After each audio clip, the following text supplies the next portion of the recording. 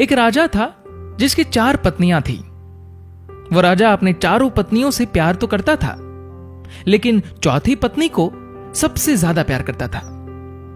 हमेशा उसके लिए कुछ उपहार लाता, उसकी खुशी का पूरा ध्यान रखता, महंगे महंगे तोहफे देते रहता।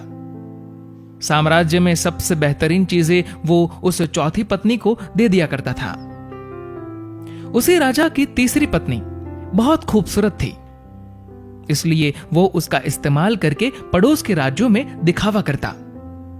वो उससे सिर्फ इसलिए प्यार करता था क्योंकि उसकी मदद से वो पड़ोस के राज्यों के राजाओं को जलाता रहता था। उसी राजा की जो दूसरी नंबर की पत्नी थी, वो बहुत अच्छी थी, शांत स्वभाव वाली थी और गुणों से संपूर्ण थी। जब भी राजा को अपने राज्य में कोई बड़ी समस्या का सामना करना पड़ता था या कोई बड़ी मुसीबत में होता और उसे फैसले लेने में दिक्कत होती, तब वो राजा दूसरी नंबर की पत्नी के पास जाता और वो इतनी बुद्धिमान थी कि बहुत आसानी से राजा की बड़ी से बड़ी समस्या का हल बताकर राजा को खुश कर देती। अब राजा की जो पहले नंबर की पत्नी थी, वो बहुत वफादार, बहुत ही ईमानदार थी। वो हमेशा राजा की सेहत का ध्यान रखती, राजा की संपत्ति की रक्षा करती और हमेशा उसको राजा के सेहत की फिक्र रहती। लेकिन राजा इस पत्नी के मामले में बहुत ही नादान था। राजा इस पहली पत्नी को शायद ही कभी नोटिस भी करता। प्रेम तो बहुत दूर की बात, पूरे दिन में शायद ही एक बार भी इस पत्नी का ध्यान भी आता। एक दिन राजा बीमार पड़ गया, इतना बीमार कि उसे यह एहसास हो गया था कि वो अब हमेशा के लिए इस दुनिया से विदा होने वाला है। उसे भनक लग गई थी कि किसी भी वक्त उसकी मृत्यु हो सकती है।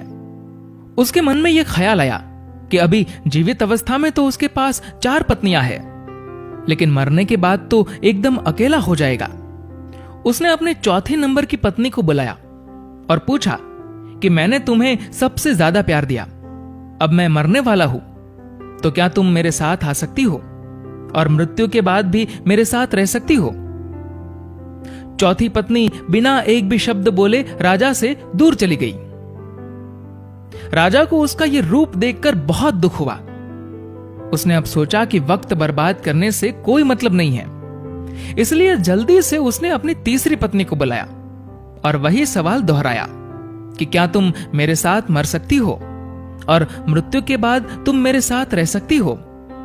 तीसरी पत्नी ने भी सीधा मना कर दिया, ये कहकर कि जिंदगी बहुत अच्छी है और तुम्हारे मरने के बाद मैं किसी और से शादी कर लूंगी। जब ये शब्द तीसरी पत्नी से सुने तो राजा का हृदय एकदम से टूट गया।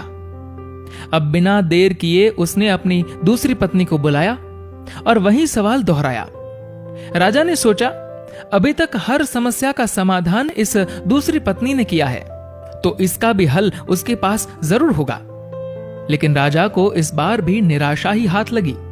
इस पत्नी ने कह दिया कि माफ करना, क्योंकि इस बार मैं आपकी कोई मदद नहीं कर सकती। राजा पूरी तरह से टूट गया। फिर बाहर से एक आवाज आई कि मैं तुम्हारे साथ चलूंगी, चाहे तुम जहां भी जाओ मैं साथ दूंगी। राजा ने आंखों में आंसुओं के साथ नजरें उठाई और देखा तो ये पहली पत्नी थी। ये पहली पत्नी बहुत बीमार और दुखी दिख रही थी। राजा ने कहा, शायद मुझे तुम्हारी देखभाल ठीक से करनी चाहिए थी, मैंने तुम्हारा ध्यान नहीं रखा। जिंदगी का सच यही है, हम सबकी भी 4 पत्नियां हैं। चौथी पत्नी है हमारा शरीर। पूरी जिंदगी सजाकर रखते हैं, लेकिन मृत्यु पर यह हमें छोड़ देता है। तीसरी पत्नी है हमारी संपत्ति और हमारा पद। जब हम मरेंगे तो यह सब किसी और के पास चला जाएगा। दूसरी पत्नी है हमारा परिवार, हमारे दोस्त, हमारे रिश्तेदार। चाहे वो हमसे कितना भी प्यार क्यों ना करते हो, लेकिन मृत्यु पर वो सिर्फ श्मशान तक साथ देंगे। और अंत में हमारी पहली पत्नी है हमारी आत्मा।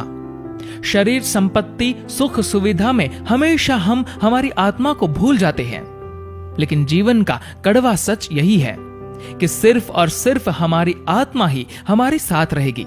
हमने कभी भी आत्मा के कल्याण की चिंता की ही नहीं, जबकि दूसरी चीजों के साथ हमें सबसे ज्यादा हमारी आत्मा की फिक्र करनी चाहिए।